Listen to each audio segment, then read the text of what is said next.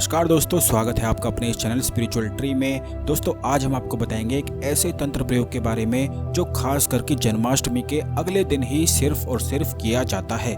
और यह प्रयोग करने से यह समझ लीजिए कि दुर्भाग्य बिल्कुल दफन ही हो जाता है और सौभाग्य अगले दिन से ही शुरू हो जाता है। बहुत सारे लोग अपने जीवन में परेशान रहते हैं कि उनके जीवन में दुर्भाग्य इतनी बुरी तरह से शुरू हुआ रहता है जो कि खत्म होने का नाम ही नहीं लेता है। तो दोस्तों आपको बता दें कि जन्माष्टमी के दिन यह तंत्र प्रयोग करने से दुर्भाग्य बिल्कुल दफन किया जा सकता है। इस विधि को पूरी तरह से समझ लें, अंत तक इस वीडियो को ध्यान से देखें। और अगर आप हमारे चैनल स्पिरिचुअल ट्री में नए हैं तो जल्दी से चैनल को सब्सक्राइब कर लें, जिससे आने वाले सभी वीडियो आपको समय पर और सबसे पहले मिलते रहें। अब दोस्तों इस प्रयोग को करने के लिए आपको करना है कि कृष्ण जन्माष्टमी वाले दिन सुबह से लेकर शाम तक आपको एक दीपक को जला के रखना है। उस दीपक में आपको थोड़ी सी केसर और थोड़ी सी लौंग डाल देनी है। केसर के 4 पत्ते आपको डालने हैं और लौंग की 8 कलियां आपको उसमें डालनी है। इस तरह से दीपक आपको तेल का जलाना है।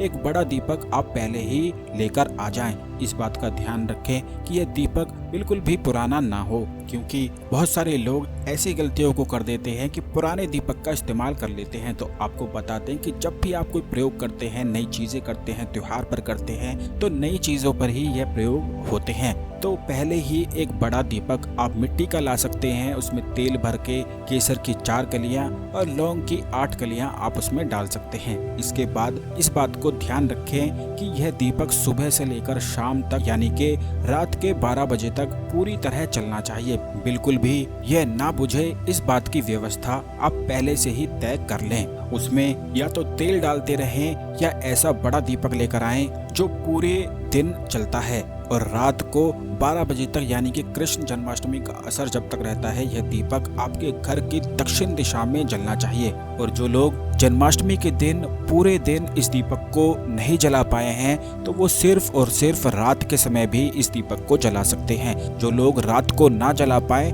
वो अगले दिन भी जला सकते हैं। लेकिन इस बात का ध्यान रखें कि यह प्रयोग मुख्यतः जन्माष्टमी या उसके अगले दिन भी किया जा सकता है और फिर इसके अगले दिन दीपक को दबाया जा सकता है, यानी कि जन्माष्टमी का पूरा दिन, रात या अगले दिन तक भी इस प्रयोग को किया जा सकता है। आप अगले दिन भी दीपक जलाकर रख सकते हैं और इस प्रयोग को कर सकते हैं। और इसमें 4 बार आपको देखते हुए ये कहना है इस दीपक में कि हे मेरे दुर्भाग्य, इस दीपक में जलकर राख हो जाओ, और हे मेरे सौभाग्य, मैं आपका स्वागत करता हूँ। इस तरह से आपको दीपक में देखते हुए 4 बार बोलना है। इस बात का भी ध्यान रखें कि घर के सभी लोग इस प्रयोग को अवश्य ही करें और सभी लोग अलग अलग जरूर करें। एक ही दीपक पर सभी लोग ऐसा बोल सकते हैं। 4 बार ही हर एक व्यक्ति को बोलना है। तो ऐसा आप दीपक को देखते हुए सभी लोग बोल दें और अगले दिन इस दीपक में चीनी भर के किसी भी पीपल के पेड़ के पास जाकर इसे गाड़ दें। इस बात का ध्यान रखें कि यह काम सिर्फ वही व्यक्ति करे जो घर का मुखिया है,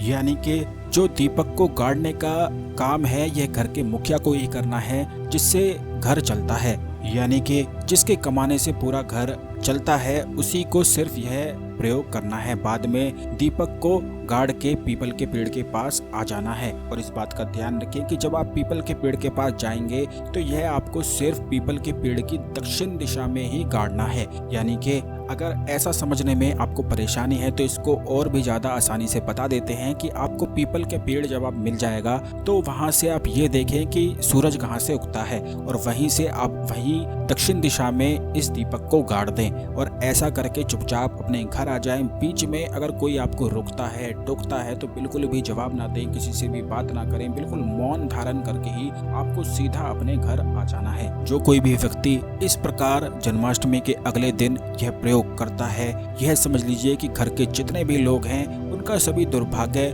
बिल्कुल दफन ही हो जाता है और अगले दिन से ही सौभाग्य शुरू हो जाता है। इसी से सभी साधनाओं के मार्ग खुल जाते हैं। जिस व्यक्ति के जीवन में कर्म उसके खराब होते हैं उसे किसी भी साधना में सफलता नहीं मिल पाती है और जितनी भी वह साधनाएं करता है सभी उसकी विफल हो जाती हैं। तो काफी साधकों को यह प्रयोग करवाया जाता है जिससे उनके कर्म साफ हो सकें और उसके बाद वो साधनाओं की सिद्धियां प्राप्त कर सकें। आने वाले वीडियोस में हम बहुत सारी साधनाएं भी बताएंगे, किस तरह से साधनाएं की जाती हैं हैं महाकाली, महातारा, कमला, महाविद्या, बहुत सारी साधनाएं होती हैं। लेकिन जिन लोगों के कर्म अच्छे होते हैं और गुरु से दीक्षा प्राप्त करके ही यह साधना सफल होती है। तो यह जो प्रयोग हमने आपको इस वीडियो में बताया है दीपक को दबाने वाला, इससे दुर्भाग्य को दफनाया जा सकता है। तो आप जरूर जन्माष्टमी के अगले दिन इस प्रयोग को कर लें और लाभ उठाएं। वीडियो को लाइक करके कमेंट बॉक्स में जय श्री कृष्ण और जय श्री राधा लिखना बिल्कुल भी ना भूलें। चैनल को जरूर सब्सक्राइब कर लें, जिससे आने वाले सभी ज्ञानवर्धक वीडियो आपको समय पर और सबसे पहले मिलते रहें और कोई भी वीडियो मिस ना हो।